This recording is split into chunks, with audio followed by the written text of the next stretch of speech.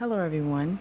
I am here today because I just like to share some things that I've learned over the years with you about a dark subject I don't think anyone likes to talk about or even have to have a reason to talk about the subject of cheating.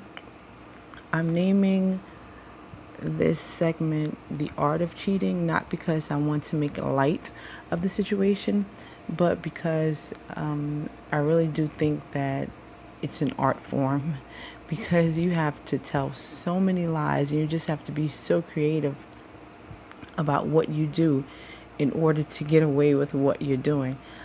The reason for me sharing this information is because I just want to let the victim, know that it's not your fault. I think that there may be a person that is being cheated on and they may be pulling their hair out or, having to take mental, having to take psychiatric medication because of the fact that what is going on in their life is driving them insane and is causing them to lose focus on life and just to lose focus on their sanity because they're blaming themselves. They're wondering why this thing is happening. They don't understand how it could happen to them when they're trying so hard to be the person for their loved one, for the person that they're in a relationship with, but the person just does not seem to appreciate what they're doing. I just want them to know that it's not their fault. I'm not saying that the person who is cheating is not at fault, and I'm not saying that they're not responsible for their own actions, but I just like to shed light on the fact that there are so many things that give into our ways and what we do.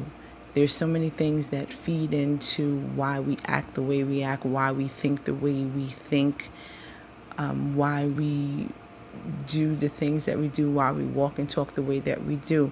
And I just like to shed light on that fact and just give a little understanding. The name of my channel is 365 Days of Prayer because I like to keep prayer in everything. So there are many of us who may not know what to do when we have a person who is cheating on us. I would pray. I mean, that's my thing, but I just wouldn't blindly pray. I would try to pull apart the issue and then get to the root of it and pray about the root of it. Because if you pray, God, stop the person from cheating, it really doesn't do as much as to get into the root. So why are they cheating? That's what I think it's best to understand. Why are they cheating? Where is this coming from? So you don't want to pray, God, just let them stop cheating, because if you don't deal with the root, that thing will keep reoccurring and you'll keep having to pray the same prayer. So I just believe if you attack something from the root, then you'll be able to get rid of it. So I just wanted to explain a few things that I've learned over the years, and it's unfortunate that I had to learn that because obviously I had to go through some things to be able to gain this information. But what I have learned, I will definitely share with you, and I hope that someone is helped or blessed by this, and they're able to go to God with understanding, and they're able to deal with their situation with understanding and know that it's not your fault. Some people cheat because of childhood traumas. They didn't receive enough attention when they were younger, so it manifests now to the point where they just can't have one mate. They can't just have one spouse.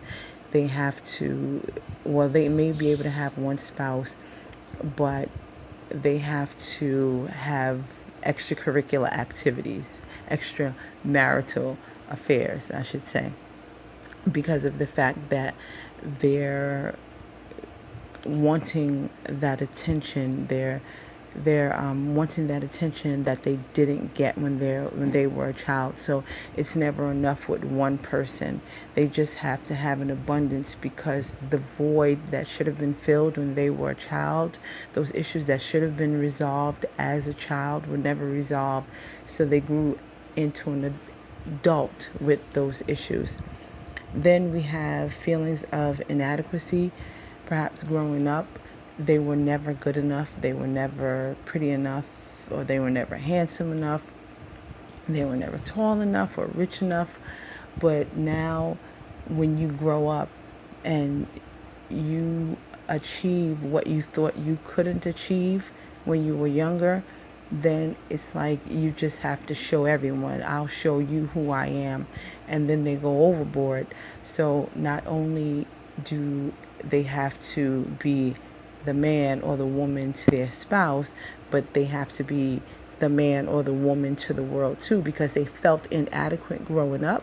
So now that they feel equal to others or better than others as an adult, they just have to show off their stuff to everyone. And that's an issue that should have been resolved with them when they were younger. And that's an issue that has to be dealt with.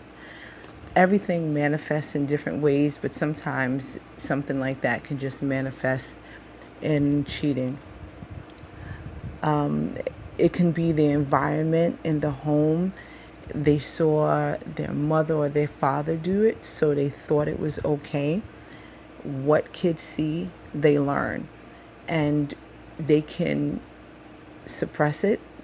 Growing up, you can just not do it around anyone because you're scared of the attention might get. It might get negative attention.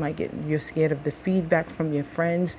But because you saw your parents do it, there's something in the back of your head that tells you that maybe it's okay. There's a little piece of you that thinks that maybe it's okay because you saw your parents do it.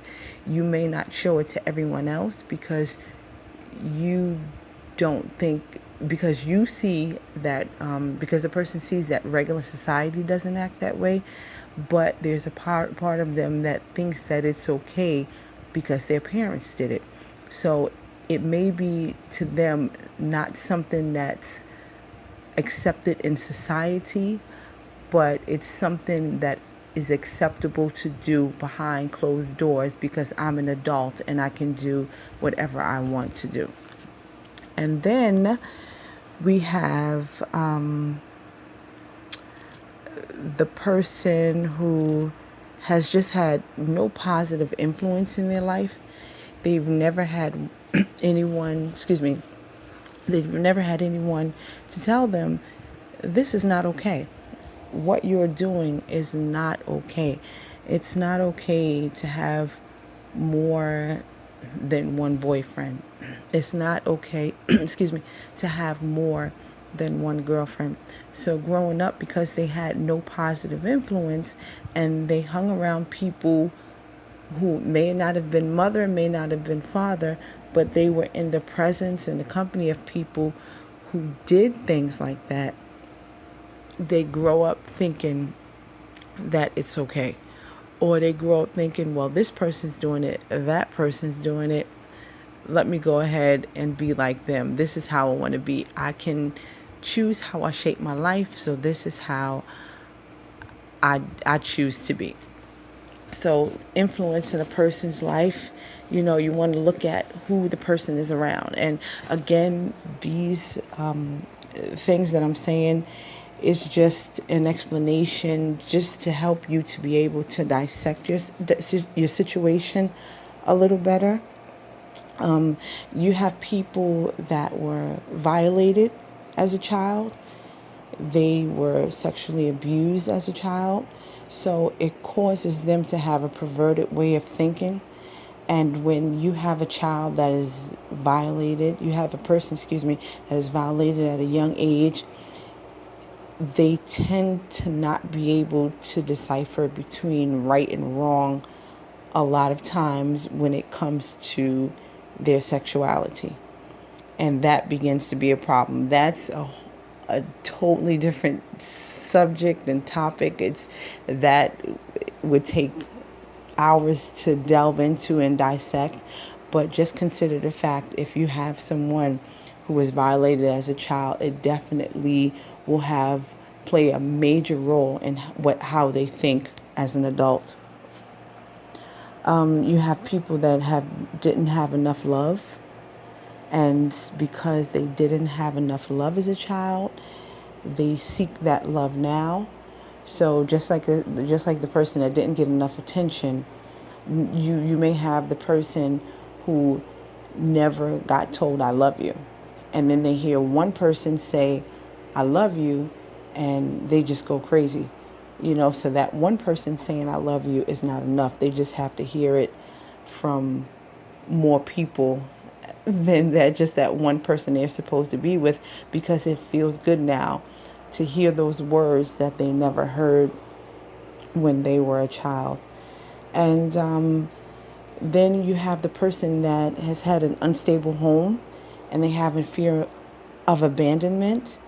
And so what it does is you had mommy leave you or daddy leave you, or maybe both parents leave you, and it causes you to always, and it may cause you, I want to say, to have that fear that is always going to happen, that someone is going to leave you. So what you do is you don't want to put all your eggs in one basket, per se, so to speak. You want to spread it around. So not only will I have my spouse, but in case my spouse tries to leave me, I'll have someone else on the side waiting, because I'm not going to let anyone treat me the way that I was treated when I was young. I'll get you before you get me. You're not going to leave me without a plan, without me having a backup plan. And that gets to be an issue in their adult life. Then there are other reasons, such as stress and a need to escape reality. We have people that don't deal with stress very well. So what they'll do is they'll get that person on the side, which is their escape from reality. They can be with that person in the same way that they can be with their spouse, but the only thing is, with that person, they don't have to deal with the bills, and they don't have to deal with the fighting, and they don't have to deal with the kids. They can just pleasure themselves, have the good conversation, and they don't have to deal with being a grown-up, because it's very hard. It's very hard to live in the world today, and some people just cannot cope. So it causes them to do things sometimes that they shouldn't do. Sometimes it's a cultural thing, because in the culture, that they came up in, it's acceptable to have your spouse, and then to have someone, a concubine, so to speak, on the side. It's acceptable, but it's something that is not acceptable, I guess, in America. So it becomes an issue, because if you guys are not the same culture and you don't believe the same thing, most likely the person should not be doing it if you're not aware that they're doing it. But again, that's something else that needs to be discovered and discussed. You have people that have feelings of entitlement. So they feel that they're entitled to do whatever they want to. So they're entitled to have a different woman every day or every week. Or they're entitled to have a different man paying for their bills every week, or treating them right, or getting their hair done, or whatever the case may be, or taking them out to dinner, or just seeing a new face. They feel like they're entitled. It's sort of like being a narcissist. They're entitled to be indulged however they want to be indulged, no matter how it affects anyone else. They just have this feeling of entitlement. You have people that have a manipulative personality, and that's just a sickness that they have. I don't know the medical term for it, but they just have that personality where they're not happy unless they're juggling a few relationships, because that's just their makeup. They just have to be in more than one relationship, and it's unfortunate because that type of person is very hard to deal with, because it takes a lot of therapy to get them out of that. Some of the other instances where that cause people to cheat, I believe and I've learned that it takes confronting them, getting to the root of the problem, talking to them, maybe loving them out of it. But when you have a person with a manipulative personality, that's something different. And then you have people that have addictive personalities, and they're just an nymphomaniac. They can't just be with one person. Again, they don't necessarily get off on fooling people or hiding things from people. They just get off on being with several different people, or just anybody they can be with, and that's what drives them. I don't really want to get into what I believe, because I believe there are spirits behind everything. I believe that everything is driven by the spiritual. That's why I believe that everything has to be combated in prayer. So that's why I wanted to just give you this information that I've learned, just to kind of give you insight into what may be going on in the mind of the person that is doing to you what you think they're doing. And then you want to make sure that if you're dealing with this, that you're sure that that is what the person is doing, and that you just don't have a suspicious nature because someone else did it to you and you're carrying it over into this relationship. As I said before, I think it's best to get to the root of the problem. And once you get to the root of the problem, you understand how to attack it in prayer. If it's a person who has not gotten enough love, you tell them, God, you confront them. If you can get to the root of the problem, then you confront them and you talk to them about it, and you ask God to show you how to love them so that they can be healed of the hurts. Or ask God to love them, to heal them from the hurt. So ask God how you can interact with them. You know, if you find a situation where the person will not open up, that's when you want to go to God and ask God, God, show me, give me discernment, and show me what spirit is behind this, and what is the cause of this person acting the way that they do. And God is definitely faithful to give you clarity when you come to him, because God doesn't want to see you hurt. So, in my closing, I just want to say I hope you take these things into consideration. And I hope you remember that everything you should take to God, because God is the only one that can heal the hurt of relationship. He is the only one that can help you to understand what the person is going through, and he is the only one that can show the person how they're hurting you. God is the only one that can fix it.